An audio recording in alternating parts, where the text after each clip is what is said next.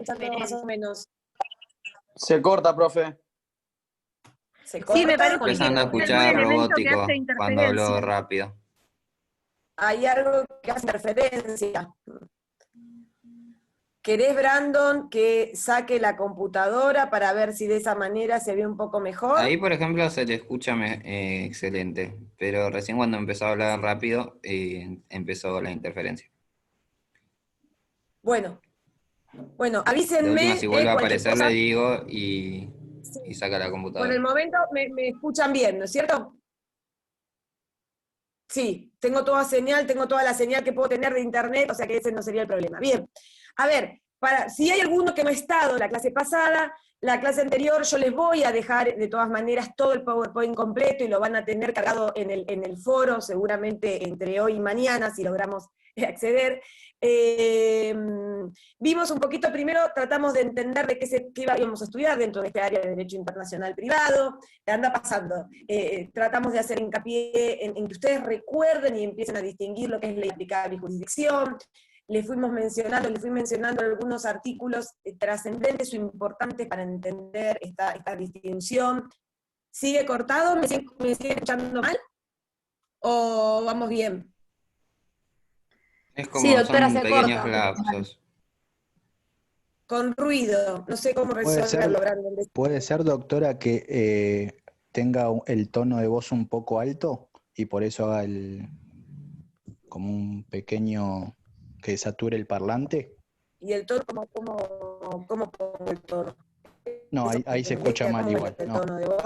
ahí se escucha mal igual. Doctora, tal vez tiene prendido algún Voy a hacer parlante en la distinto. computadora. Quizás porque No, tiene los dos tengo la computadora y el teléfono, porque, conectados. uno que nos habla de las fuentes de jurisdicción. Continuemos. Ahí hablábamos de la posibilidad de que exista autonomía de la voluntad, de la posibilidad de que existan tratados, de las normas de derecho interno. Después hablábamos de jurisdicción directa, que pretende dar respuesta a la pregunta de quién es el juez internacionalmente competente para entender en un caso, y jurisdicción indirecta, que era este análisis que hace, hasta ahí déjalo, Brandon, que es este análisis que hace el juez a quien se le pide el reconocimiento y ejecución de una sentencia de la jurisdicción internacional del juez que la dictó, y se acuerdan que la clase pasada llegamos un poquito hasta este punto de analizar los distintos criterios existentes a los fines de llevar adelante este análisis, de acuerdo a las normas de la bilateralización de la norma nacional del juez requerido, que adopta el 517, inciso primero del Código de Procedimiento Civil y Comercial de la Nación, o sea, determinar si ese juez que dictó la sentencia era internacionalmente competente o no, de acuerdo a las normas de jurisdicción internacional del juez requerido, del juez al que se le pide el reconocimiento de ejecución, las normas de jurisdicción internacional del juez que la dictó, como veíamos, por ejemplo, en el ejemplo de la jurisdicción uruguaya, o las normas especiales en tratados internacionales, y yo les daba algún ejemplo en estas diapositivas. Y llegamos hasta analizar otra distinción o clasificación de jurisdicción, que es jurisdicción concurrente y jurisdicción exclusiva. Decíamos que jurisdicción concurrente, el doctor ahí explica, el doctor Hoff, habiendo varias jurisdicciones internacionalmente competentes, cada una de ellas tiene competencia concurrente. O sea, ¿se acuerdan que una de las preguntas que nos hacíamos al inicio de la clase pasada, cuando tratábamos de empezar a entender y a desmenuzar un poquito qué era lo que íbamos a estar analizando en esta materia, veíamos que una de las preguntas que surgían era, ¿puede haber más de un juez internacionalmente competente para entender en un caso determinado? Y la respuesta ahora podemos saber que sí. Pasemos a la otra, Brandon. Y yo les daba algunos ejemplos. Fíjense, por ejemplo, el artículo 26-21, esto es a título de ejemplo, no para que se lo sepan de memoria, pero acciones en materia de validez, nulidad y disolución de matrimonio, así como las relativas a los efectos del matrimonio, deben interponerse, esta palabra, no ya ir asociando, deben interponerse. ¿De qué hablará esta norma? ¿De ley o de jurisdicción? ¿De qué hablará? Jurisdicción. Jurisdicción. Bien, entonces, ante los jueces del último domicilio conyugal efectivo o ante el último domicilio residencia habitual del cónyuge demandado. Si estos dos contactos atributivos de jurisdicción no se localizan en el mismo estado, nos encontramos ante la posibilidad de que haya más de un juez, o los jueces de más de un estado sean internacionalmente competentes para entender en determinado caso. Pasemos a la otra. Otro ejemplo de jurisdicción, fíjense en materia de alimentos, y acá, como hay derechos muy sensibles que se intentan garantizar, vemos que la legislación, tanto interna como internacional, van a ver ustedes cuando vean, por ejemplo, los tratados que rigen en nuestro país en materia de obligaciones alimentarias, que también tienen esta modalidad de dar un abanico de opciones, ¿no? Y por ejemplo, el 26-29, la primera parte del Código Civil y Comercial, dice: las acciones sobre la prestación alimentaria deben interponerse a elección de quien la requiera, o sea, a elección de quién es quien la requiere, del actor, ¿no es cierto?, ante los jueces de su domicilio, de su residencia habitual, ante los del domicilio residencia habitual del demandado, y además cuando fuese razonable según las circunstancias del caso puede interponerse ante los jueces del lugar donde el demandado tenga bienes. Y da después otras alternativas, ¿no es cierto?, de acuerdo a que sean alimentos entre cónyuges o que exista un convenio. O sea, estos son algunos ejemplos de jurisdicción concurrente. Puede existir que haya más de un juez con jurisdicción internacional para entender en un caso. Desde ya, que en el caso de que todos estos contactos atributivos de jurisdicción que prevé la norma se localicen en un mismo estado, esto no quiere decir que ese juez, o que los jueces de ese estado tengan jurisdicción exclusiva, no, sino que por las circunstancias del caso se da que tal vez todos estos contactos atributivos de jurisdicción se localizan en un mismo lugar, pero en los hechos, y de acuerdo a las circunstancias del caso, podría haber más de un juez, o más de un estado con jurisdicción internacional. Pasemos al otro ejemplo. Rápidamente, en materia de sucesiones, ahí yo también les traía un ejemplo, pasemos a la otra, para no aburrirnos demasiado con ejemplos. Esto les vuelvo a repetir, no es para que se lo sepan de memoria, nadie les va a preguntar qué dice el artículo 2650 del Código Civil y Comercial, pero sí le podemos preguntar algo vinculado, por ejemplo, a jurisdicción en materia de contratos, o darles un ejemplo y que ustedes digan qué es esto, si es jurisdicción concurrente o jurisdicción exclusiva. Lo que siempre vamos a tratar de ver es si ustedes entendieron conceptualmente de lo que estamos hablando. En materia de contratos, otra vez, y esto lo vamos a volver a ver en un rato, no existiendo acuerdo válido de elección de foro, son competentes para conocer en las acciones resultantes de un contrato a opción del actor, y dan acá otras posibilidades, ¿no es cierto? Los jueces del domicilio o residencia habitual del demandado, los jueces del lugar de cumplimiento de cualquiera de las obligaciones contractuales. Bueno, a ver, estos son ejemplos de jurisdicción concurrente, cuando hay más de un juez que puede resultar, o más de los jueces de un estado que pueden resultar, o más de un estado que pueden resultar internacionalmente competentes para entender en un caso. Avancemos, Brandon. Y por favor, chicos, les pido, porque es bastante difícil de esta manera, medio a ciegas, váyanme diciendo si alguno hay algo que no entiende o les parece que estoy yendo rápido, desmutense y háblenme, o escríbanme. Prefiero que me hablen porque por ahí a veces me pierdo leyendo todos esos mensajes. El otro tipo de jurisdicción, como contracara a la concurrente, es la exclusiva, ¿no es cierto? Y Luciano Scotti dice: excepcionalmente encontramos casos de jurisdicción exclusiva cuando por la materia el Estado no admite otra jurisdicción que la de sus propios órganos jurisdiccionales. Los foros exclusivos son excepcionales y de interpretación restrictiva. Entonces, a diferencia de la jurisdicción concurrente, donde puede haber más de un foro internacionalmente competente para entender en un caso, en la jurisdicción exclusiva, a razón de la naturaleza de la cuestión, de los derechos comprometidos en el caso, en algunos casos por entender que existen ciertos principios de orden público que están ahí involucrados, bueno, determinado Estado entiende que es exclusivamente competente para entender en ese caso, que obviamente tiene que tener determinadas características. ¿Y cuál sería la consecuencia de esto? La consecuencia es que en el caso de que asuma jurisdicción los jueces de otro Estado, distinto al que se arroga jurisdicción exclusiva, existe gran posibilidad de que esa sentencia no sea susceptible de ser reconocida y ejecutada en el Estado que entiende posee jurisdicción exclusiva. ¿Me siguen acá en cuanto al concepto de este tipo de jurisdicción? ¿Hasta ahora van todos bien? ¿Sí? Sí, sí. Muy bien, sigamos. Brandon. Y nosotros encontramos algunos ejemplos en el Código Civil y Comercial, por ejemplo, donde tenemos hoy, a diferencia de lo que pasaba con el código anterior, un artículo, por ejemplo, el 2609, jurisdicción exclusiva. Dice, sin perjuicio de lo dispuesto en leyes especiales, los jueces argentinos son exclusivamente competentes para conocer en las siguientes causas. Y menciona algunos supuestos, como es en materia de derechos reales sobre inmuebles situados en la República. Entonces, la legislación argentina se está arrogando jurisdicción exclusiva para entender, o sea que solo los jueces argentinos tienen jurisdicción para entender en materia de derechos reales sobre inmuebles situados en la República. Si ustedes responden una pregunta relativa a esto, que los jueces argentinos son exclusivamente competentes para entender en materia de derechos reales sobre inmuebles, esa respuesta está mal.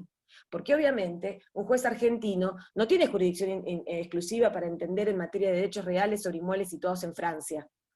Entonces la jurisdicción exclusiva es respecto de determinada materia y determinadas circunstancias concretas que está específicamente establecido por la legislación.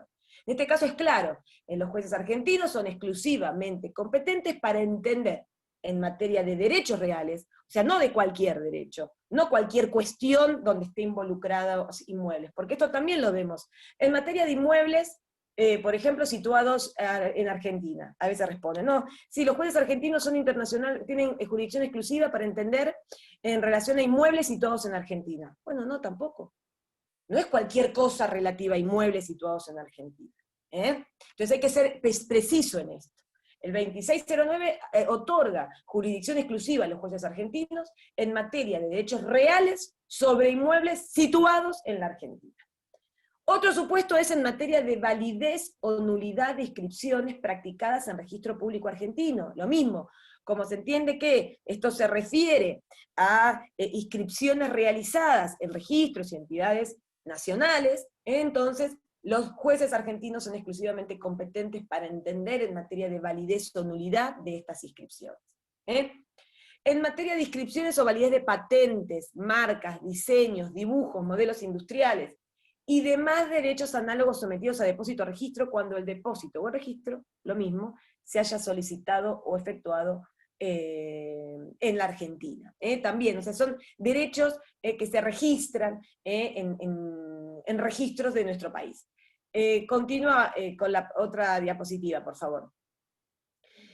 Fíjense el artículo 2606, o sea, claramente el artículo que recién acabamos de mencionar no es el único, no son los únicos supuestos donde se prevé o donde los jueces argentinos tienen jurisdicción exclusiva para entender en un caso.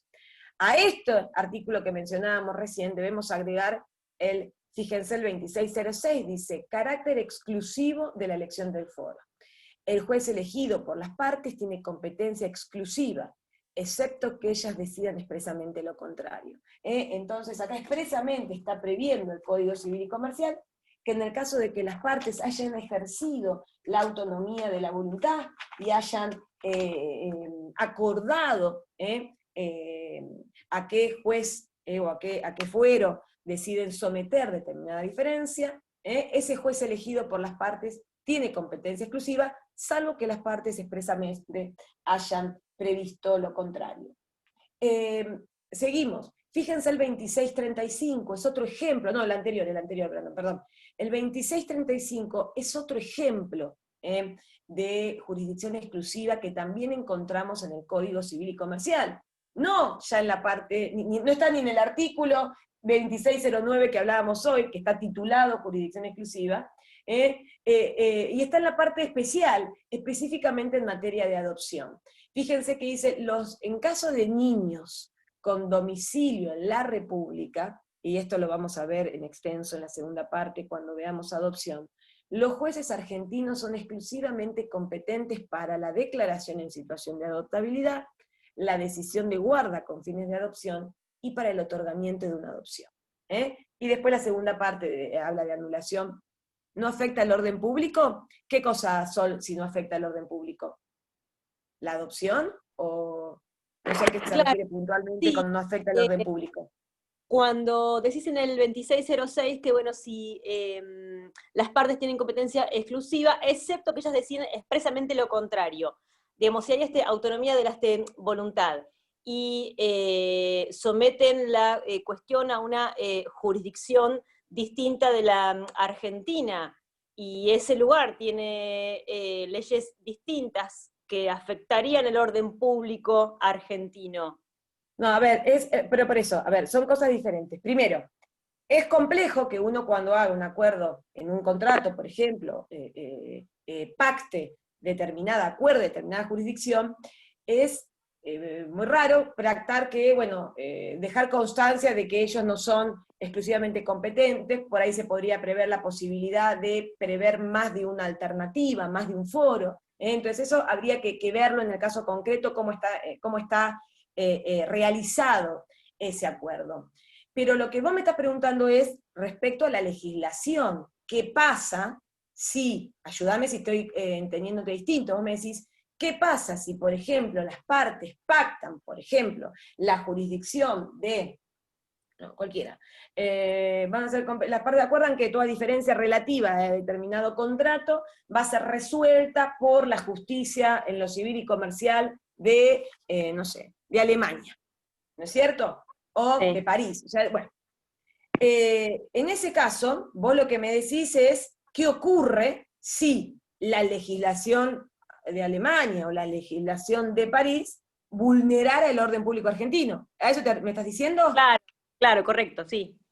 Bueno, Correcto. pero otra vez, acá son cosas diferentes. Primero una cosa es la legislación y otra cosa es la jurisdicción.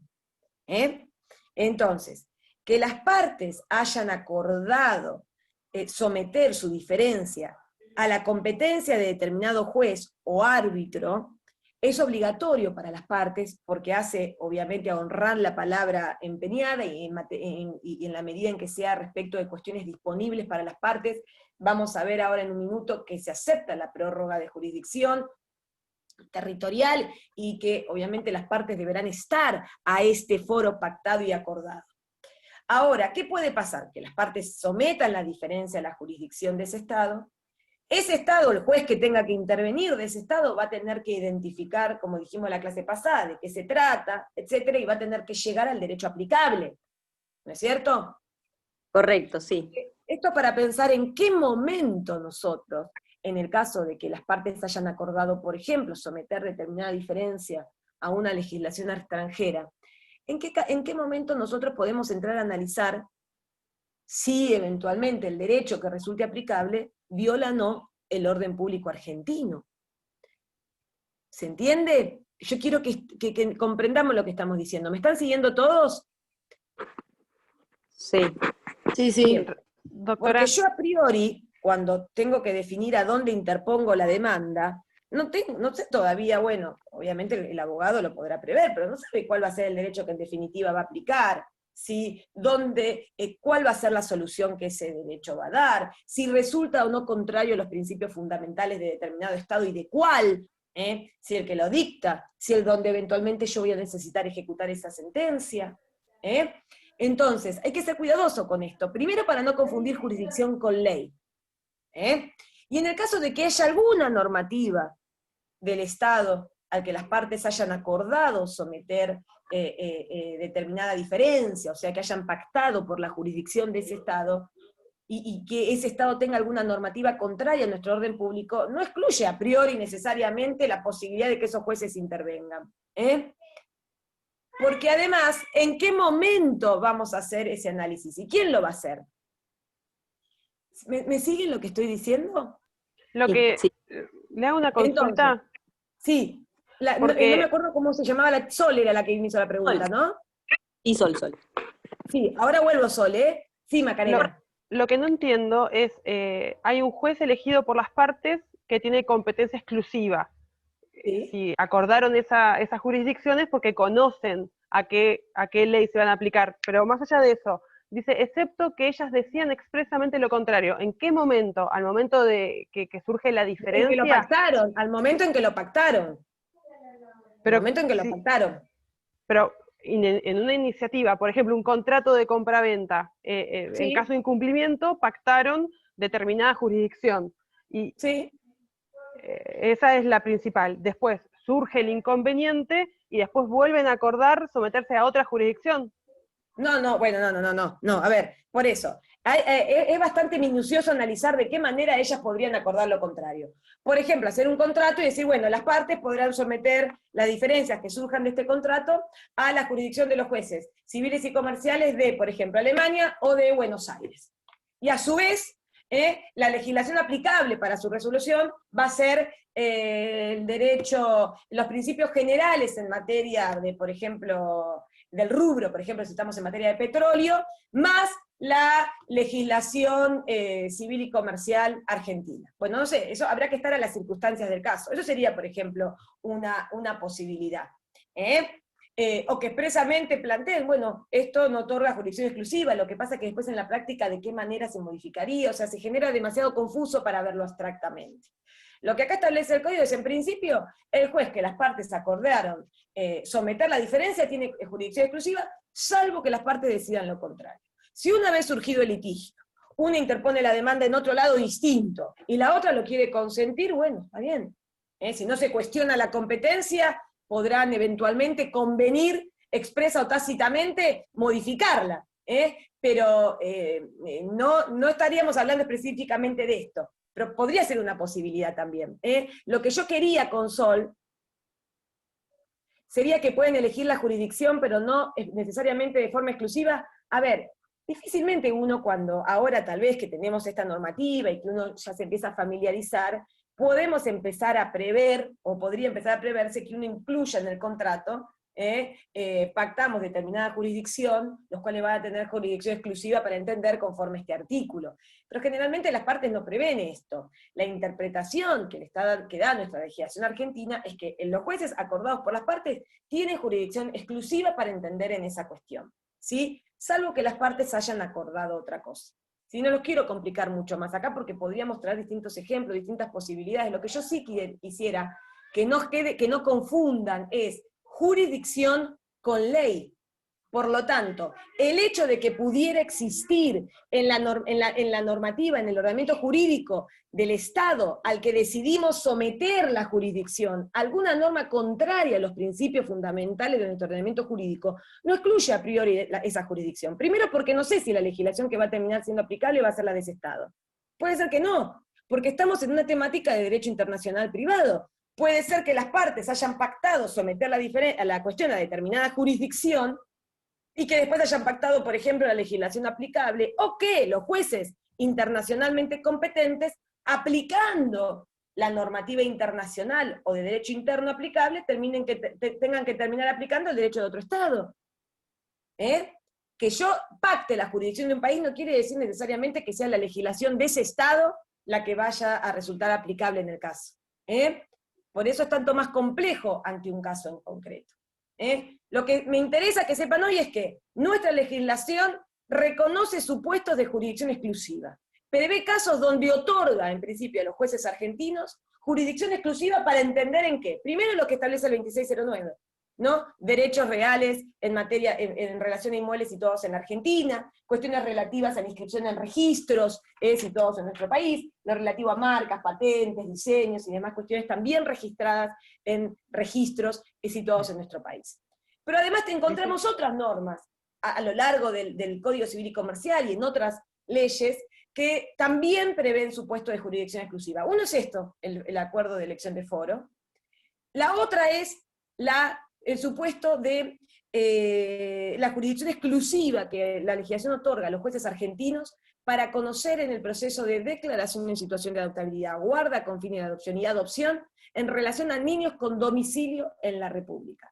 Otra vez, es muy específica la norma. No le está otorgando jurisdicción exclusiva a los jueces argentinos para entender en procesos de declaración en situación de adoptabilidad, guarda con fines de adopción y adopción de cualquier niño, no, sino de los niños con domicilio en la República. Tampoco está diciendo con niños de nacionalidad argentina, no. El supuesto que se está considerando en este 2635, que lo vamos a analizar después cuando veamos en la segunda parte adopción, es en el supuesto de niños con domicilio en la República, ¿sí? A entender de nuestra legislación, únicamente los jueces argentinos podrán entender en estos 3 procesos, que en realidad implica todo el íter del proceso general de adopción, porque nuestra legislación, en la legislación argentina, si ustedes, los que ya obviamente ya han visto a familia, la adopción no es solamente el paso final del proceso de adopción, sino que primero hay un proceso de declaración en situación de adoptabilidad,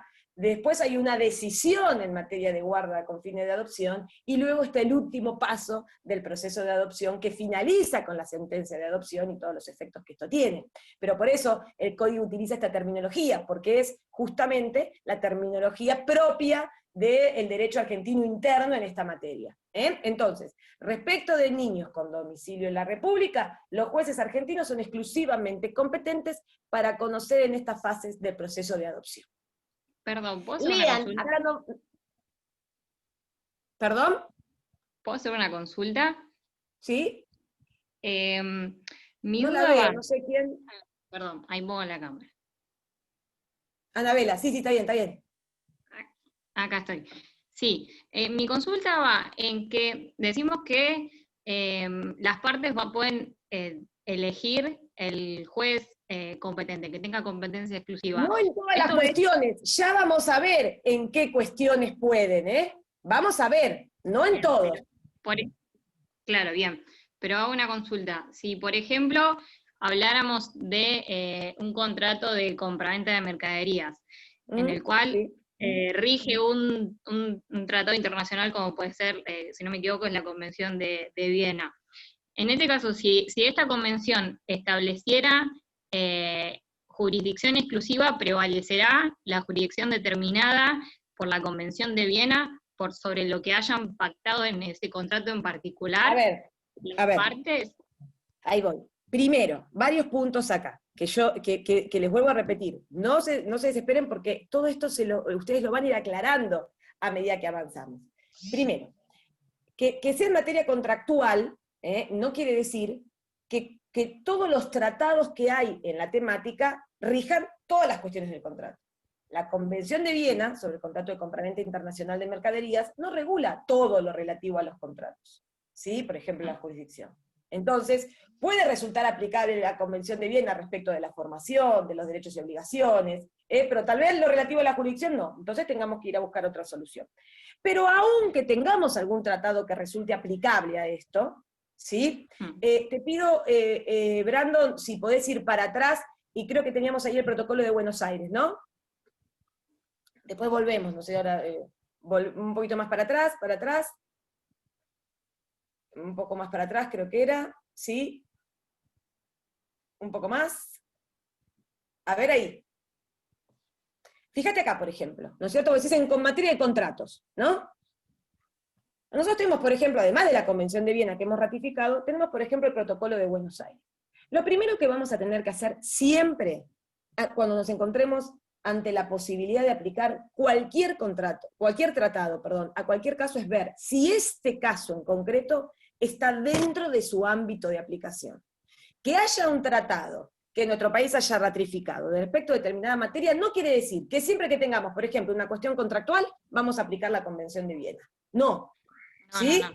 Vamos a tener que ver si estamos dentro del ámbito de aplicación material, personal, espacial, bien. Si el aspecto que quiero resolver, por ejemplo, ¿qué quiero resolver? Lo relativo a la ley, lo relativo a la jurisdicción, lo relativo a los derechos y obligaciones, lo relativo al derecho aplicable, ¿qué es lo que quiero resolver? Bueno, y veré si ya identifiqué que hay un tratado aplicable, bueno, a ver qué respuesta me da para cuántos de los temas que tengo que abarcar.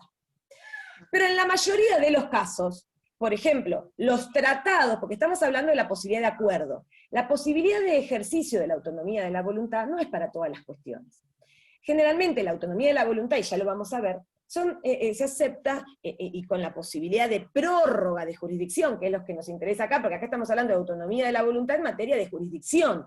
La posibilidad de que las partes pacten la jurisdicción y eventualmente desplacen la que en principio resultaría competente de acuerdo a la normativa internacional, si tengo un tratado, o interna aplicable al caso.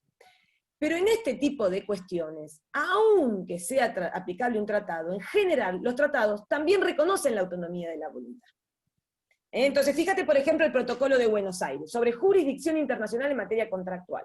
Puntualmente sobre jurisdicción. Ahora, ¿lo aplico a cualquier caso de jurisdicción contractual? No, porque tiene un ámbito de aplicación determinado, está limitado a lo que es el ámbito del Mercosur. Pero fíjate lo que dice, en los conflictos que surjan en los contratos internacionales en materia civil o comercial, serán competentes los tribunales del Estado parte a cuya jurisdicción los contratantes hayan acordado someter por escrito. O sea, el propio tratado, en estas cuestiones que generalmente se acepta la autonomía de la voluntad, reconocen la autonomía de la voluntad. Entonces acá también el tratado primero nos va a decir, bueno, primero fíjense si las partes acordaron algo. Si las partes acordaron algo, ese va a ser el juez internacionalmente competente.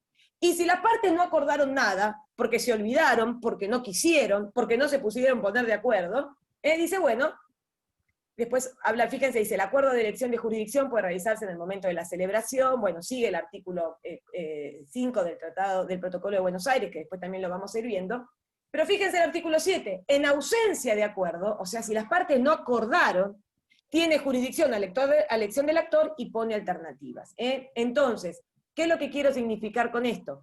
Que en materias que son generalmente disponibles para las partes, y donde se acepta la autonomía de la voluntad, incluso para la elección del foro, generalmente los tratados que rigen la temática de jurisdicción también aceptan la autonomía de la voluntad.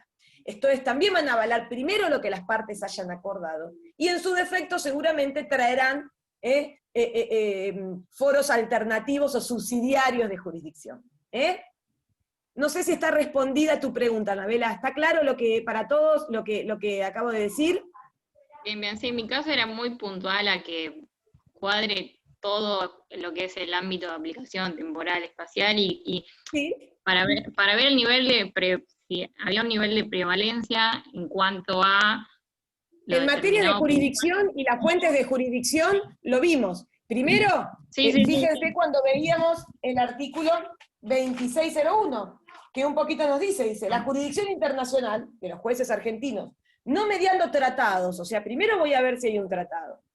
Y en ausencia de acuerdo de partes, o sea, aún habiendo un tratado, si el propio tratado admite la autonomía de la voluntad, primero voy a ver la autonomía de la voluntad. ¿Pero por qué? ¿Porque la autonomía está por sobre el tratado? No, porque el propio tratado la avala. Entonces, primero voy a ver qué acordaron las partes, en su defecto voy a aplicar las normas alternativas de jurisdicción del tratado. Y como última alternativa, si no hay tratado aplicable, voy a aplicar las normas de derecho interno. Claro, por eso sí.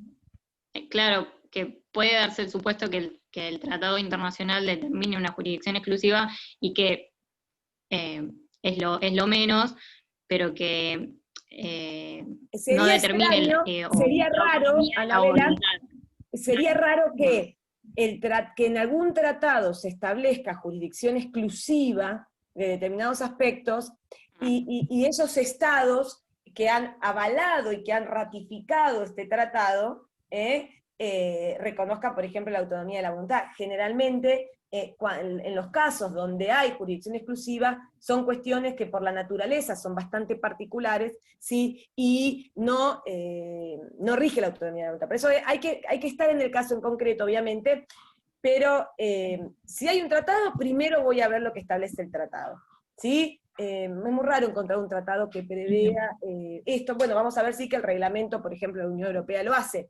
pero como fuente de jurisdicción, primero voy a ver lo que dice el tratado, si rige la autonomía de la voluntad, voy a ver si en la parte no lo han ejercido, y luego el derecho interno. Pero en orden de jerarquía, obviamente, prevalece el tratado por sobre la norma de derecho interno. Bien, gracias. ¿Sí? Pero es difícil que haya una contradicción en esto por la naturaleza de cuestiones en las que los estados se arrogan jurisdicción exclusiva. Bien, seguimos. Volvamos a donde estábamos, Brandon, por favor. No sé si a todos les quedó claro, o si alguno se pierde, por favor díganme. Entonces, retomamos. Jurisdicción exclusiva dijimos por las cuestiones que por la naturaleza, o las características de la cuestión, los estados o determinado Estado entiende que es exclusivamente competente para entender en ese caso, que solo él va a poder entender en esta cuestión, y que en el caso de que esto sea resuelto por jueces de otro Estado, seguramente no va a reconocer el foro con jurisdicción exclusiva y ejecutar esa sentencia. ¿Por qué? Porque va a entender que no fue dictada por un juez internacionalmente competente y que vulnera la jurisdicción exclusiva de su Estado. ¿Dónde encontramos ejemplos de jurisdicción exclusiva? 2609, 2606, 2635 del Código Civil y Comercial. Léanla, porque no voy a entrar ahora, porque esto hay que analizarlo un poquitito más. El artículo 614, 615, 621 de la Ley de Navegación, que lo vamos a estudiar en mayor detalle cuando analicemos Comte con Ibarra. Y esto no me quería olvidar de hacerles esta mención. El artículo, ustedes tienen seguramente, el que ya leyó el libro del doctor Hoff, tienen en el artículo 124 de la Ley de Sociedades una norma que la vamos a ver para varias cuestiones, ¿no? Pero muchas veces encontramos que en los parciales nos dice, bueno, sí, y además también el artículo 124 de la Ley de Sociedades es un ejemplo de jurisdicción exclusiva. Bueno, vamos a leer el 124, y yo les pido a ustedes que me digan si eso les parece que es así. Dice, la sociedad constituida en el extranjero, que tenga su sede en la República, o su principal objeto esté destinado a cumplirse en la misma, será considerada como sociedad local a los efectos del cumplimiento de las formalidades de constitución y de su reforma y contralor de funcionamiento. Este artículo 124 está diciendo, por ejemplo, que las sociedades constituidas en el extranjero, que tengan su sede o principal objeto esté destinado a cumplirse en la República, los jueces argentinos son exclusivamente competentes para entender en una cuestión relativa, por ejemplo, una disolución o una cuestión relativa a esa sociedad. No dice. No, habla sobre la ley aplicable. Ahí está, eso es la ley aplicable. Pero es importante esto porque ustedes lo tienen, no sé si ya alguno lo ha leído, como un ejemplo, que puede ser, es correcto, que la doctrina pueda entender que como una derivación o una interpretación del artículo 124, pudiera sostenerse que en estos supuestos la jurisdicción, por ejemplo Argentina, tenga jurisdicción exclusiva, o los jueces argentinos tengan jurisdicción exclusiva para entender respecto de estas sociedades. Pero esto, si ustedes lo dicen, díganlo así, bueno, y la doctrina interpreta, o parte de la doctrina expresa, ustedes lo tienen esto seguramente, no sé si alguno lo ha leído en el libro del doctor, ya. Sí, Pero está no en el digan libro del que- doctor. ¿Cómo? Sí, está así en el libro del doctor. Está en el libro del doctor. Pero en el libro del doctor no dice, los jueces argentinos son exclusivamente competentes de acuerdo al artículo 124. Por eso es necesario que seamos precisos en la terminología, porque si no la respuesta está mal, porque pareciera ser que no comprendieron el 124. El artículo 124, que también la van a ver cuando vean fraude a la ley, que también la van a ver cuando vean sociedades, ¿qué es lo que pretende? Pretende evitar que una sociedad que quiera tener su sede en la República, o que su principal objeto esté destinado a cumplirse en la República, a los fines de eludir la aplicación de la legislación argentina, se constituya en el extranjero, pero después tenga toda su actividad acá. Entonces, a veces se dice que es como una norma antifraude, que lo que pretende es, no, si la sociedad va a tener su sede en nuestro país, o su principal objeto está destinado a cumplirse en la República, tendrá que cumplir con los recaudos y formalidades de constitución, reforma y contralor que establece el derecho argentino. Tendrá que inscribirse y cumplir con todas las normas como cualquier sociedad constituida en nuestro país. Pero, vuelvo a repetir, el 124 no le está otorgando jurisdicción exclusiva a los jueces argentinos. Parte de la doctrina puede deducir, sugerir, interpretar que como derivación podría entenderse que los jueces argentinos resultarían exclusivamente competentes para entender en determinadas acciones vinculadas a este tipo de sociedades. Entonces, no se equivoquen en este punto, porque y después dicen, no, pero bueno, pero sí dice más o menos. No, no es eso. Eso está mal. La respuesta que digan así, que el 124 le otorga jurisdicción exclusiva a los jueces argentinos, está mal. ¿Estamos de acuerdo con esto? Sí. Se entiende la distinción que estoy haciendo, ¿no? Sí, perfecto. ¿Todo el resto de los chicos no se están durmiendo? O porque la verdad que no veo a nadie, ¿no? A ninguno. Bueno, pasamos a la otra todo bien. diapositiva. Hasta ahora ya sabemos lo que es jurisdicción concurrente, jurisdicción exclusiva y algunos ejemplos de jurisdicción exclusiva que encontramos en la legislación argentina que fuimos mencionando recién. Acá les traigo el reglamento 1215 de la Unión Europea, que esto reemplaza al 44 del 2001, porque a veces todavía, muchas veces seguimos hablando del 44 del 2001, pero esto fue reemplazado, fue sustituido por este reglamento del 2012. Fíjense, el artículo 24 habla también de ejemplos de competencias exclusivas. Esto es en el ámbito de la Unión Europea, para que ustedes también tengan como ejemplo una norma de otro ámbito donde también se prevé supuestos de jurisdicción exclusiva. Y fíjense que en algún punto son en algunos similares. Dice, son exclusivamente competentes, sin consideración del domicilio de las partes, los órganos jurisdiccionales de los Estados miembros. Lo que dice la profe, para el que se haya quedado con la duda, está en la página 53 de Hoff, del doctor Hoff. Bueno, ahí no lo sé yo exactamente, fíjense ustedes también de decirles si querés a los chicos en cuáles de los libros, pero entiendo que está dicho de esta manera y me interesaba clarificarlo, el unificado, bien, el de Hammurabi, pero me interesaba clarificarlo porque es un error que reiteradamente vemos en las parciales o en las mesas. Entonces, lean el artículo 24 otra vez como un ejemplo. Fíjense, en materia de derechos reales inmobiliarios, agrega contratos de arrendamiento de bienes inmuebles, va a tener jurisdicción exclusiva los órganos jurisdiccionales de Estado miembro donde el inmueble se hallecito. Bueno, léanlo, no los quiero aburrir con esto, pero sepan que encontramos otras normativas también fuera de lo que es la legislación argentina, que también prevé ejemplos de foros con jurisdicción exclusiva. ¿Sí? Seguimos avanzando. Quiero avanzar un poquitito, ahí está.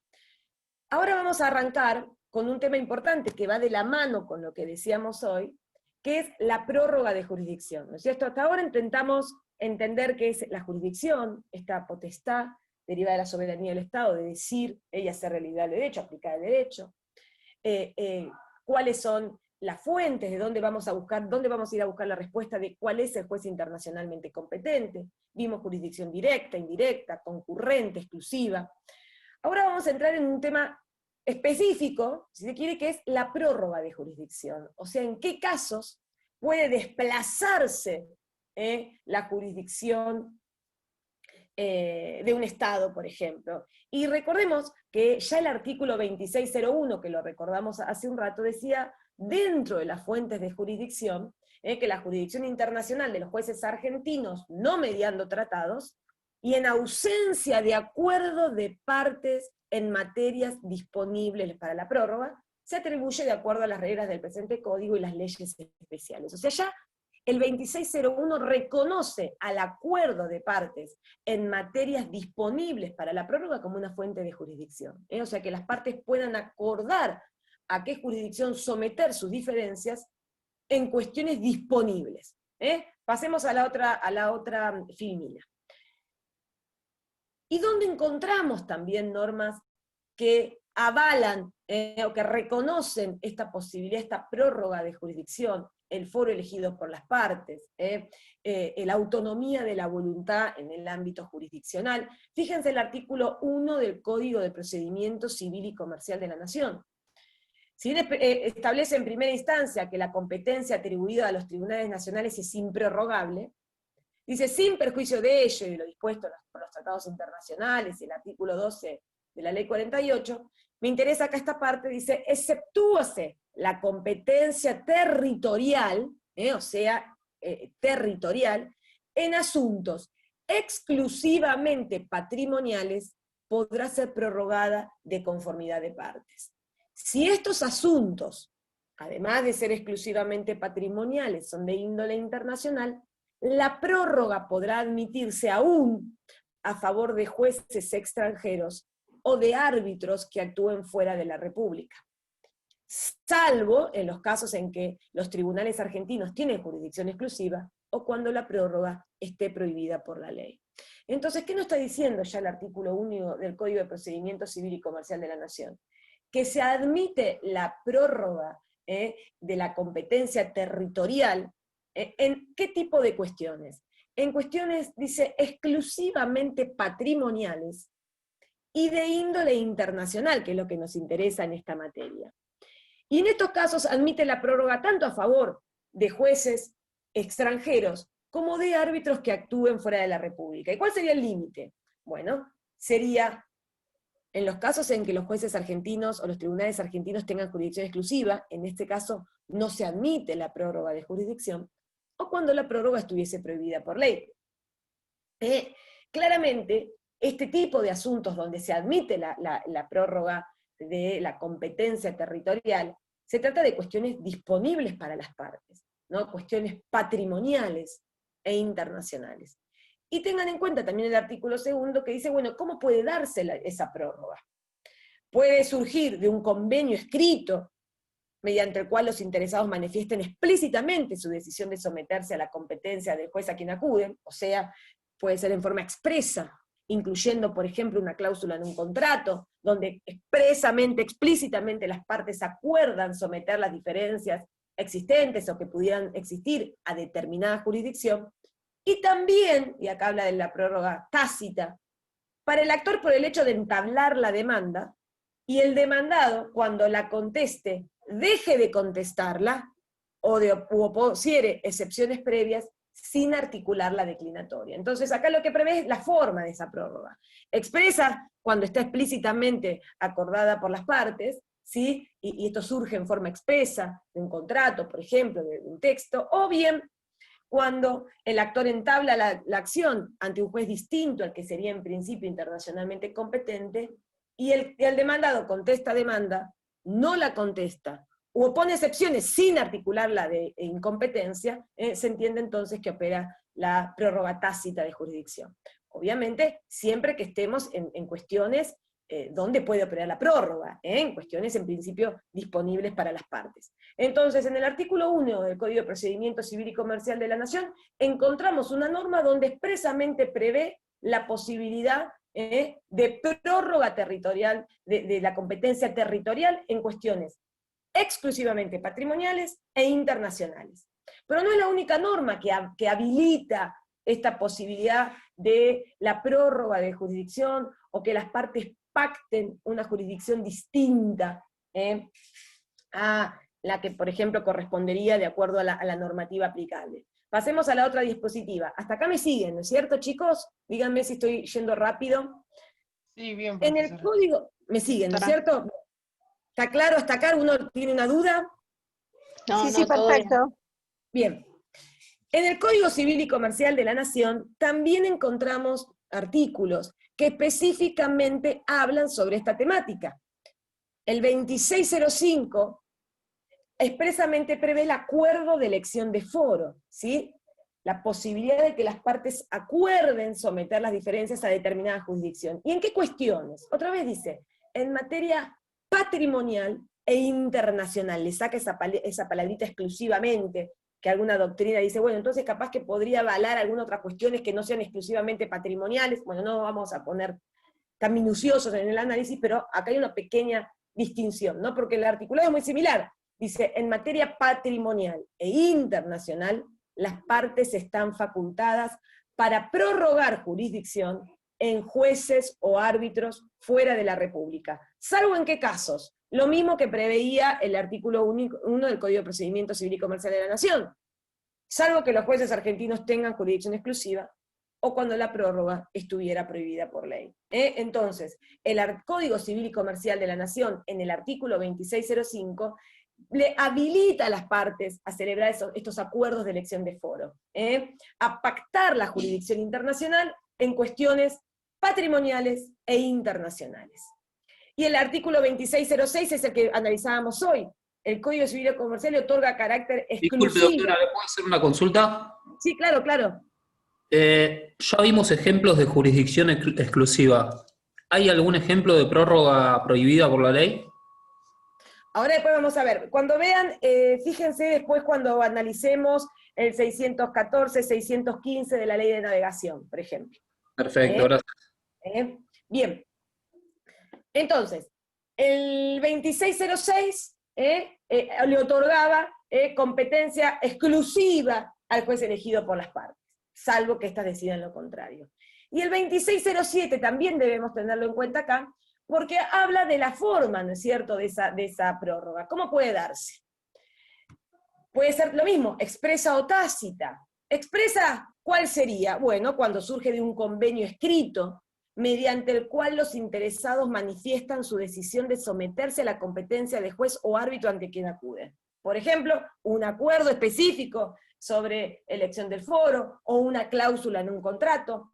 Acá es muy importante, porque acá el Código Civil y Comercial claramente, más nuevo, y que se va ayornando a los nuevos medios de comunicación, dice, se admite también todo medio de comunicación que permite establecer la prueba por un texto. Esto lo vamos a ver cuando veamos arbitraje y demás. Hoy, obviamente, se amplía la calificación de expreso. ¿Qué se entiende por expreso? ¿Quiere decir que las dos partes firmen juntos el mismo papel? No, claramente no. Sino quiere decir, en general se entiende, de que exista constancia, registro de su contenido y pueda accederse con posterioridad. Entonces fíjense que dice, se admite también todo medio de comunicación que permite establecer la prueba por un texto. Y la prórroga tácita, es la última parte del artículo, sería, ¿no?, para el actor, por el hecho de entablar la demanda, y con respecto al demandado, lo mismo que establecía el artículo 2 del Código de Procedimiento Civil y Comercial de la Nación, cuando la conteste, deje de hacerlo, o oponga excepciones previas sin articular la declinatoria. Entonces, el Código Civil y Comercial admite el acuerdo de elección de foro, permite que las partes puedan prorrogar la competencia territorial, ¿en qué cuestiones? En cuestiones patrimoniales e internacionales. ¿Y de qué manera? En forma expresa, a través de un convenio escrito, mediante el cual los interesados manifiesten esta decisión, y por escrito se le da una calificación más amplia, que esto ya lo vamos a analizar con mayor detalle, que contempla todo medio de comunicación que permite establecer la prueba por un texto. Y también puede ser en forma tácita, como el actor interponiendo la demanda ante un juez distinto del que sería internacionalmente competente, de acuerdo a la normativa aplicable, y el demandado la conteste, no la conteste, o sea que acá también puede ser la prórroga en forma ficta, o sea, es bastante riesgoso para el demandado, porque si es rebelde, no se presentó a contestarla, también se entiende que está avalando la prórroga de jurisdicción, u oponga excepciones, obviamente sin articular la de incompetencia. Entonces, en el Código Civil y Comercial de la Nación, también encontramos normas que admiten el acuerdo de elección de foro, la prórroga territorial de la jurisdicción. Pasemos al otro artículo. Entonces ya vimos normas que avalan la prórroga de jurisdicción en el Código Civil y Comercial, ya vimos normas que también la contemplan en el Código Civil y Comercial. También encontramos normas de esta naturaleza en el Tratado de Derecho Civil Internacional de Montevideo de 1940, porque el 889 no prevía la última parte de prórroga. Este es un artículo, el artículo 56, muy importante, que lo tienen que saber, y que es muy importante que ustedes comprendan y entiendan la interpretación de este artículo. Fíjense, el artículo 56 del Tratado de Montevideo, del 1940, de Derecho Civil Internacional, dice, las acciones personales deben entablarse ante los jueces del lugar a cuya ley está sujeto el acto jurídico materia de juicio.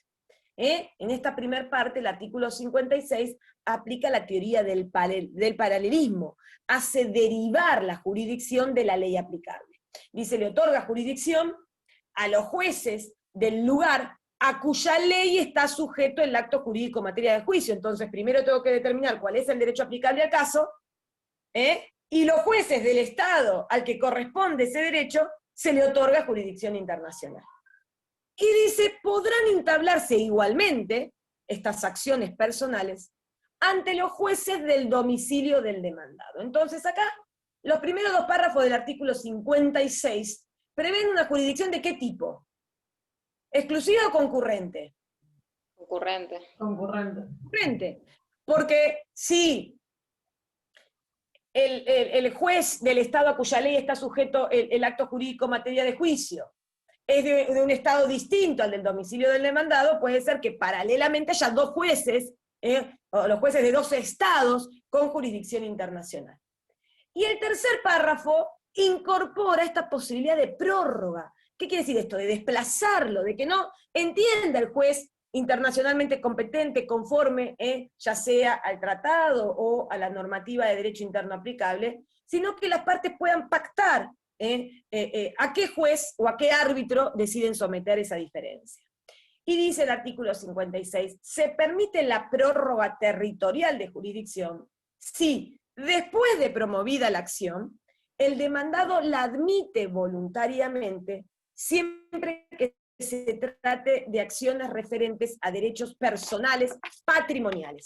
Y continúa, la voluntad del demandado, se me está acabando ahí, debe expresarse en forma positiva y no ficta. Entonces, ¿qué nos dice el artículo 56 del Tratado de Montevideo de Derecho Civil Internacional de 1940? Permite la prórroga territorial de jurisdicción, con algunos requisitos, ¿no es cierto?, con algunos elementos. Pasemos a la otra filmina, por favor. Acá está. En primer lugar, tiene que quedar claro que el artículo 56, de acuerdo al artículo 56, el actor puede promover la demanda indistintamente, a su elección, ante dos foros. Los jueces del Estado a cuya ley está sujeto el acto jurídico en materia de juicio, los jueces del Estado cuyo derecho rige el caso, o ante los jueces del domicilio del demandado. La interpretación que ha dado tanto la Suprema Corte como la Corte Suprema de Justicia de la Nación en el fallo Sastre con Bibiloni es que para optar por alguno de estos dos supuestos no requiere el consentimiento del demandado. Para optar por interponer la demanda ante los jueces del Estado a cuya ley está sujeto el acto jurídico en materia de juicio, o ante los jueces del domicilio del demandado, esto queda en elección del actor, y él podrá decidir ante cuál de estos dos estados, si es que en el caso concreto son distintos, decide interponer la demanda. Pasemos a la otra filmina, por favor. Ahora,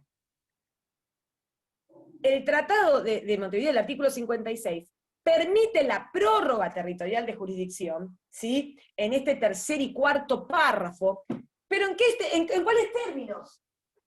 Dice, en primer lugar dice, si después de promovida la acción, o sea, en principio esta prórroga opera luego de interpuesta la demanda. El demandado la debe admitir voluntariamente en forma positiva y no ficta. ¿Cuáles podrían ser los ejemplos? Que conteste la demanda y no ponga la excepción de incompetencia. Pero no operará la prórroga, como sí ocurre en el supuesto del Código Civil y Comercial y del Código de Procedimiento, si no contesta la demanda. Si no se presenta, no contesta. Y siempre que se trate de acciones referentes a derechos personales patrimoniales. Entonces, los requisitos, los extremos que deben darse de acuerdo al Tratado de Montevideo, el artículo 56, para que opere la prórroga de jurisdicción, o sea, para que la demanda pueda interponerse ante un juez distinto a los dos primeros que prevé la norma, es que esto sea, que el demandado en realidad lo acepte luego de promovida la acción. Mira, volvamos al texto del artículo 56, así por ahí lo ven más claros los chicos. Uno para atrás. Si podés, ahí está.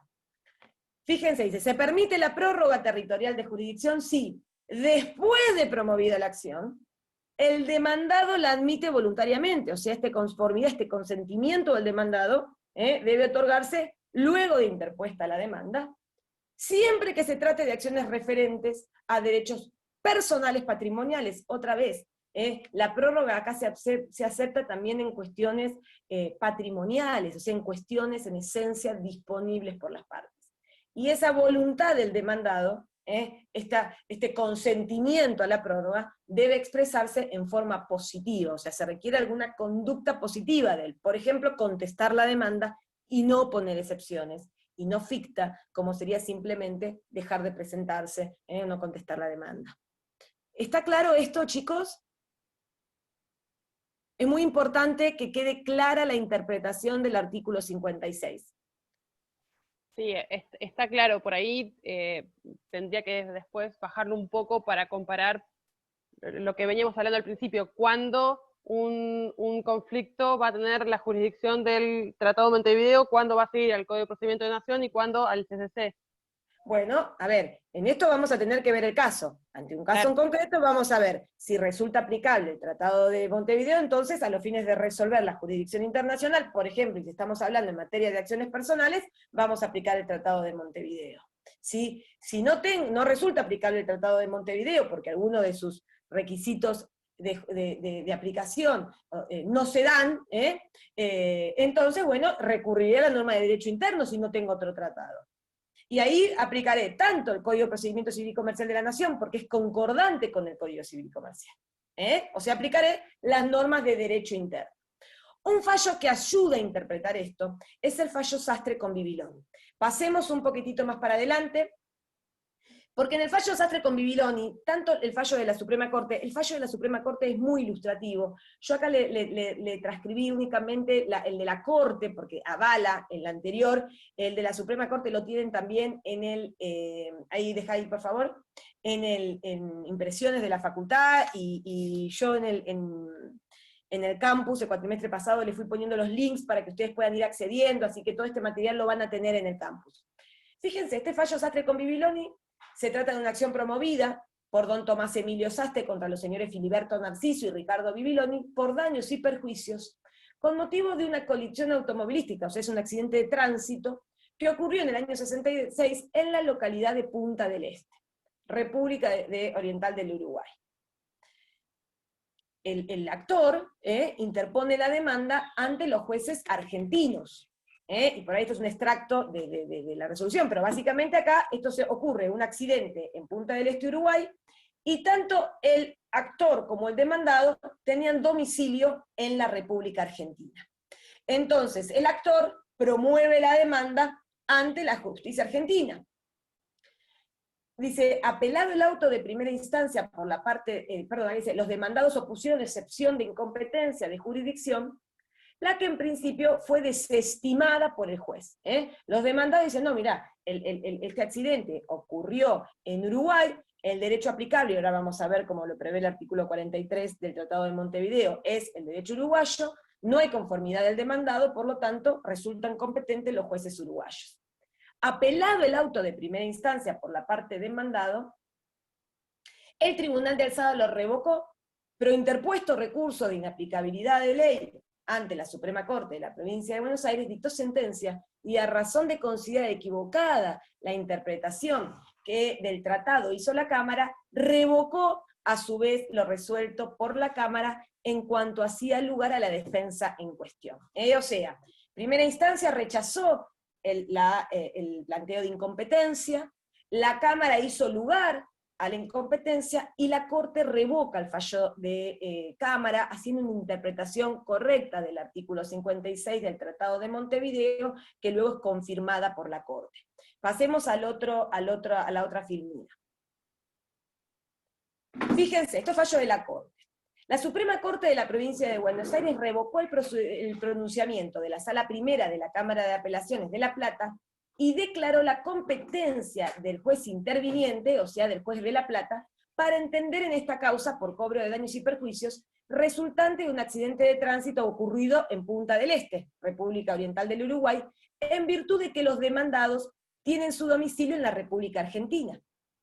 Que de acuerdo a lo que establece el artículo 56 del Tratado de Montevideo, entonces, antes de seguir, perdón, entienden el cuadro fáctico, ¿no?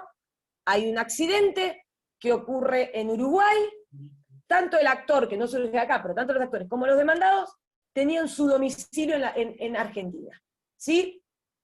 Y en este caso, en primera instancia, hacen lugar a la competencia de los jueces de La Plata, la Cámara lo revoca, y dice la Suprema Corte, revoca ese pronunciamiento de la Cámara, y declaró que los jueces argentinos tienen competencia para intervenir en esta causa, en virtud de que los demandados tienen su domicilio en la República Argentina.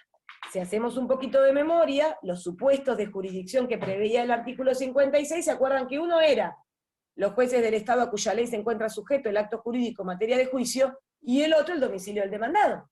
Entonces sigue analizando la Corte, dice, de acuerdo a lo dispuesto por el artículo 56 del Tratado de Derecho Civil Internacional de Montevideo del 40, dice, las acciones personales pueden entablarse ante los jueces del lugar a cuya ley está sujeto el acto, o, igualmente, según dispone el segundo párrafo, ante los jueces del domicilio del demandado. Que el ejercicio de tal opción, o sea, ante qué juez interponer la demanda, si ante los jueces del el Estado a cuya ley está sujeto el acto objeto de la cuestión, o ante los jueces del domicilio del demandado, dice, el ejercicio de esta opción por el actor no se subordina a que el demandado admita voluntariamente ser sometido a esta jurisdicción, pues solo se requiere su consentimiento, párrafo 3º y 4º, cuando se trate de prórroga territorial, o sea, cuando la causa se promoviere ante jueces distintos a los indicados en los 2 primeros apartados del artículo 56. Que no obsta esta conclusión lo dispuesto por el artículo 43, porque él se refiere a la ley aplicable al caso, lo cual está fuera de discusión. Acá no estaban discutiendo qué ley era aplicable. Lo que acá se estaba discutiendo era cuál era el juez internacionalmente competente y si los jueces de La Plata eran o no competentes para entender en este caso, o si ante la oposición del demandado no podían intervenir y tenía que remitirse la cuestión a Uruguay. Entonces, porque el artículo 43 se refiere a la ley aplicable, lo que está fuera de controversia, y no al tribunal que debe entender aspecto regulado específicamente en el artículo 56, en la parte de jurisdicción. Por ello, lo dictaminado por el procurador y demás, se confirma en cuanto fue materia del recurso extraordinario interpuesto. Entonces, ¿qué está diciendo acá la Corte? La Corte ha ratificado lo que resolvió en su momento la Suprema Corte, haciendo esta interpretación de los distintos párrafos del artículo 56. Para recurrir para interponer la demanda ante cualquiera de los 2 fueros previstos en el párrafo 1º y 2º del artículo 56, o sea, ante los jueces del Estado a cuya ley está sujeto el acto jurídico materia de juicio, o ante los jueces del domicilio del demandado, esto es elección libremente del actor. Acá no requiere el demandado dar su consentimiento. En este caso, el actor decidió interponer la demanda en La Plata por ser el domicilio del demandado. Por lo tanto, esta era una jurisdicción válida, en la cual no se requiere el consentimiento del mismo, más allá obviamente que es un foro generalmente aceptado porque garantiza en extremo los derechos del demandado, ¿no es cierto? No se tiene que mover, puede acceder a un abogado fácilmente, tiene el mismo idioma, conoce en principio la normativa aplicable al proceso. En el único supuesto donde el artículo 56 sí requiere el consentimiento del demandado, es solamente para el supuesto de prórroga territorial de jurisdicción que prevé en los párrafos 3º y 4º.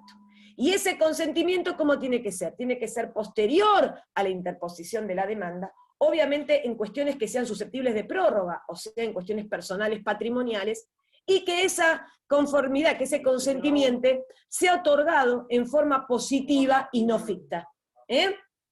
¿Está claro? ¿Me siguen hasta acá, chicos? Les pido por favor que si alguno tenga alguna duda, me la haga saber. A ver, dígame. ¿Está claro lo que estuvimos diciendo? ¿Me están siguiendo o ya se han dormido todos? Sí, Sí, está claro. profesora. ¿Está claro entonces? Bien, porque es muy importante que ustedes se interpreten este fallo. Yo les diría que lean también el fallo de la Suprema Corte, que es muy cortito, que de la provincia, que obviamente sigue este mismo razonamiento, ¿no? Tienen ustedes que tener en claro y poder distinguir. Los 2 primeros párrafos son optativos para el actor. El actor va a decidir dónde interpone la demanda. Si ante los jueces del Estado, a cuya ley está sujeto el acto jurídico en materia de juicio, o sea, ante los jueces del Estado cuya ley resulta aplicable al caso, o ante los jueces del domicilio del demandado. Si quiere interponer la demanda en un lugar distinto a estos 2 foros, entonces sí va a requerir el consentimiento del demandado. ¿Está claro? Bien, con estas características que dijimos anteriormente. Sí. Pasemos. ¿Perdón? ¿Está claro, no? Y acá les transcribí nuevamente, bueno, el artículo 56 ya lo vimos, pero el artículo 43, porque vieron que ahí la Corte dice, no, en nada cambia lo previsto por el artículo 43, porque como les dije yo en la primera clase, y se lo repito, pero para que ustedes lo asocien esto, en derecho internacional privado es muy importante no confundir ley y jurisdicción. Fíjense el artículo 43, dice, las obligaciones que nacen sin convención porque esto eran obligaciones extracontractuales, o sea, en este caso estábamos hablando de un accidente de tránsito, no era una cuestión contractual. Se rigen por la ley del lugar en donde se produjo el hecho lícito o ilícito de que procede. Y en su caso, por la ley que regula las relaciones jurídicas a que responde. Bueno, esto no quiero andar mucho ahí porque no es que vamos a analizar en detalle cuáles son las posibilidades que prevé el artículo 43, pero básicamente lo que nos interesa en este caso es que de acuerdo al artículo 43, si estamos ante un caso de una obligación sin convención que resulta aplicable el Tratado de Montevideo, el caso se debe regir por la ley del lugar donde se produjo el hecho lícito o ilícito de que proceden. El lugar donde se produjo el accidente fue Uruguay. Entonces, perfectamente, en este caso puede ocurrir que el juez argentino, que resulta competente por ser uno de los dos criterios atributivos de jurisdicción que prevé el primer párrafo o el segundo, en este caso el segundo, resulta competente para entender, pero en su caso deberá aplicar derecho uruguayo para resolver. ¿Está bien? ¿Y qué en este caso en concreto, y por la teoría del paralelismo que establece el artículo 56 en su primer párrafo, seguramente también resultaban competentes los jueces uruguayos. ¿Por qué? Por ser los jueces del Estado a cuya ley está sujeto el acto jurídico en materia de juicio. ¿Está claro?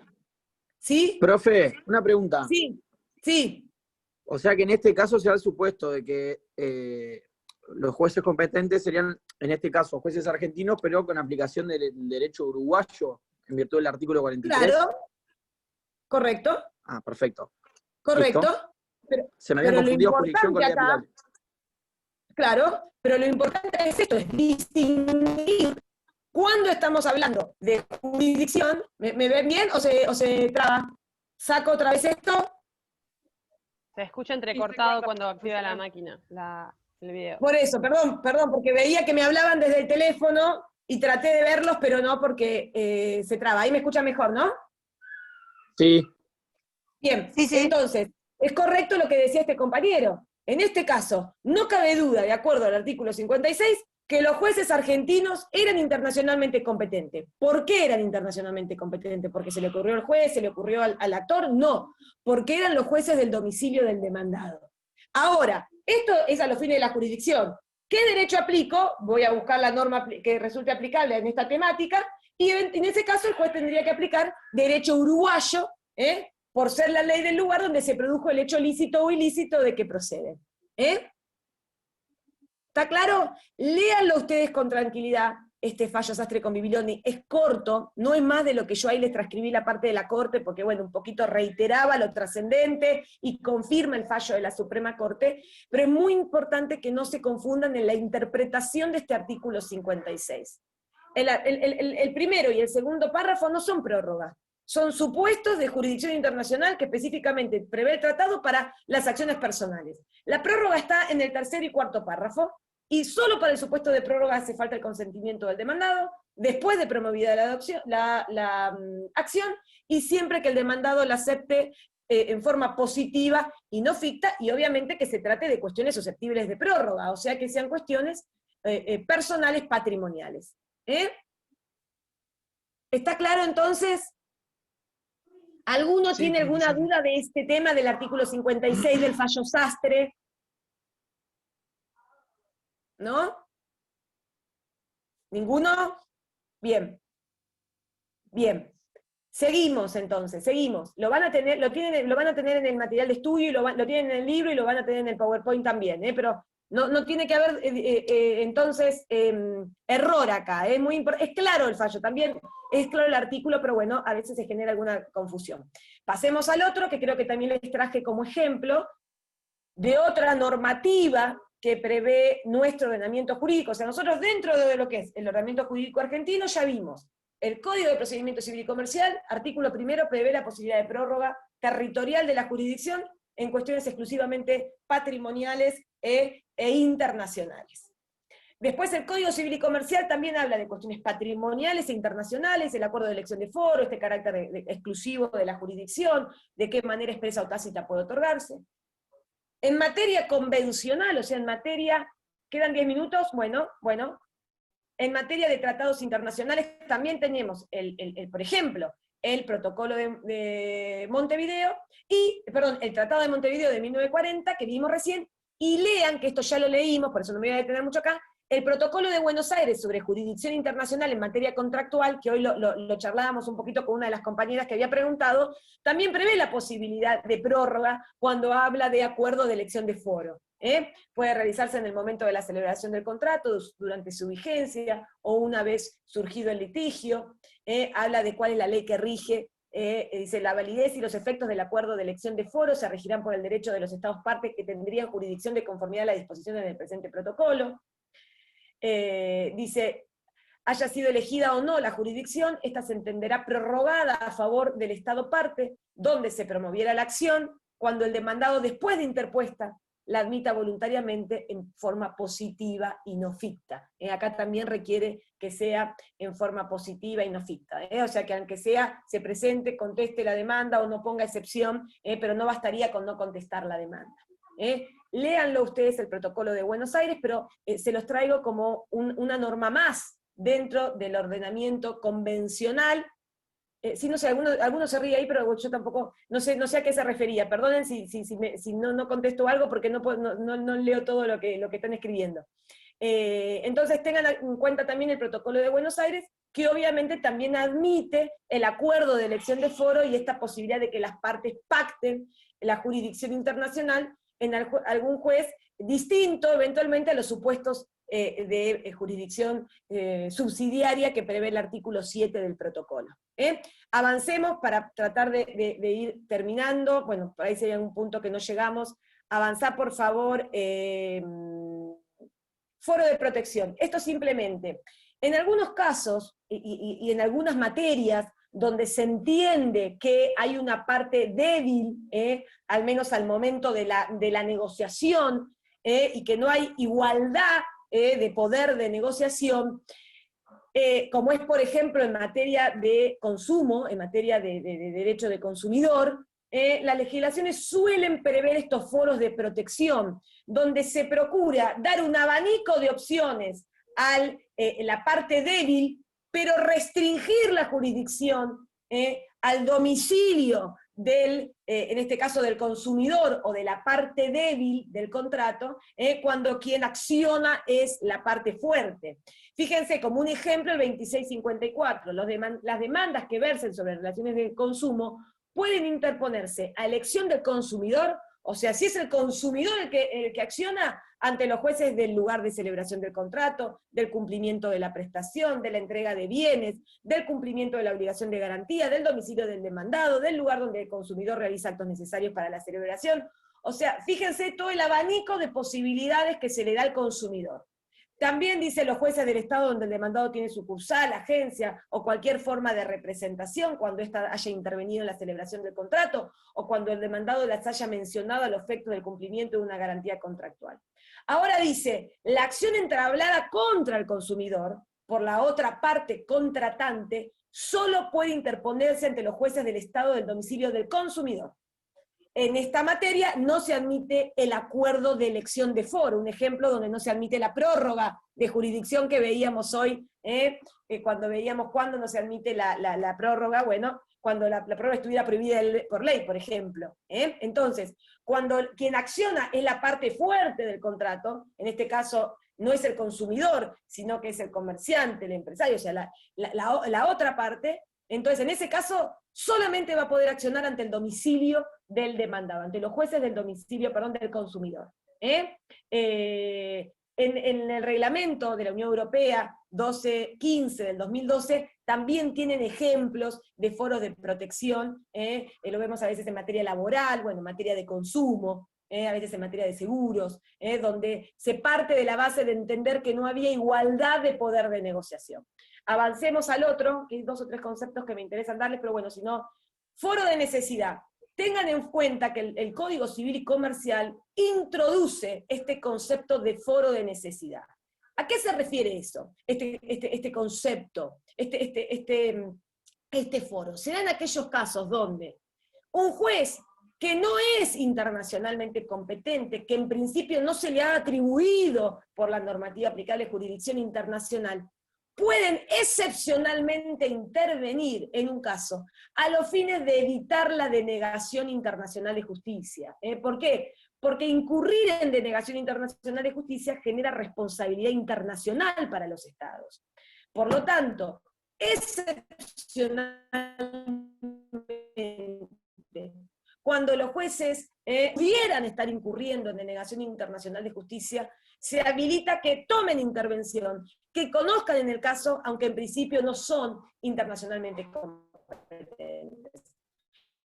El 2602 dice, aunque las reglas del presente código no atribuyan jurisdicción internacional a los jueces argentinos, o sea, no son internacionalmente competentes en principio, estos pueden intervenir excepcionalmente, son casos de excepción, donde tienen que estar dadas toda una serie de circunstancias, que realmente acredite que estamos ante un supuesto de posible denegación de justicia, con la finalidad de evitar la denegación de justicia, siempre, y ahí están algunos recaudos que establece la norma, que no sea razonable exigir la iniciación de la demanda en el extranjero, en tanto la situación privada presente contacto suficiente con el país, o sea que, primero, que no sea razonable decirle, no, interponga la demanda en otro estado. Por ejemplo, si sé que hay otro juez que tiene jurisdicción exclusiva, o que se entiende con jurisdicción exclusiva. Que haya algún contacto razonable entre el caso y el foro, y se garantice obviamente el derecho de defensa del juicio, y se atiende a la conveniencia de lograr una sentencia eficaz. Estas pautas son muy importantes. Entonces, el juez que decida si va a intervenir en un caso en que en principio no es internacionalmente competente, pero que entienda que puede incurrirse en una denegación internacional de justicia, va a tener que analizar estas circunstancias. Que no sea razonable exigir que la demanda se inicie en otro estado, que haya un vínculo, algún contacto suficiente entre el país y el caso, que se garantice el derecho de defensa del juicio, porque el derecho de defensa del juicio es un principio de orden público internacional, y por lo tanto siempre debe estar garantizado, y que se atienda a la conveniencia y la necesidad de dictar una sentencia eficaz, o sea, que se valore que esa sentencia que se dicte sea eventualmente susceptible de ser reconocida y ejecutada en el estado donde posiblemente vaya a tener que ser reconocida y ejecutada. Estas son variables que tendrá que tener el juez en cuenta a los fines de decidir si asume jurisdicción a los fines de evitar la denegación internacional de justicia, aunque no sea en principio internacionalmente competente. Brandon, te pido que me avises cuando estén faltando 2 minutos, por favor. Un fallo que yo les traje, les hice un extracto ahí, y que es muy ilustrativo en este caso, porque la Corte Suprema toma intervención y valora todas las circunstancias del caso para concluir que estaba ante una posible situación de denegación internacional de justicia que ameritaba y habilitaba a la jurisdicción argentina a intervenir en este proceso de divorcio. Pasá a la próxima filmina. Por favor, Brandon. Brandon, ¿me estás escuchando, no es cierto? Avísame por favor cuando queden algunos minutos, porque no sé si lo dice en algún lado. Sí, quedan 3. Bien, quedan 3 minutos. No voy a detenerme en el fallo, léanlo, pero ahí había algunas circunstancias que ameritaban esto.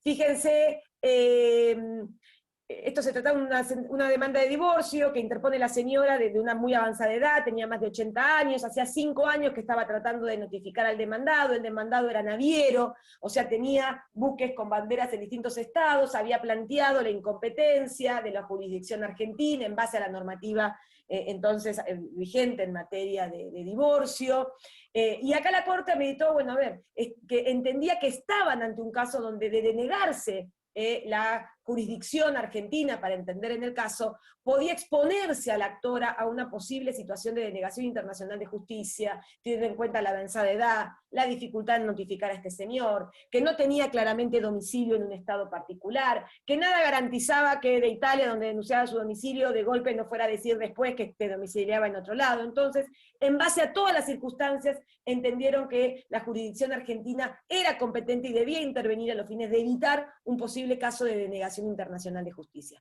Pasemos a la otra, que quiero, por ahí nos va a quedar el foro no conveniente y lo terminamos la próxima clase, no hay ningún problema. Continúa la otra también. Esto es lo que sí me interesa que sepan, chicos.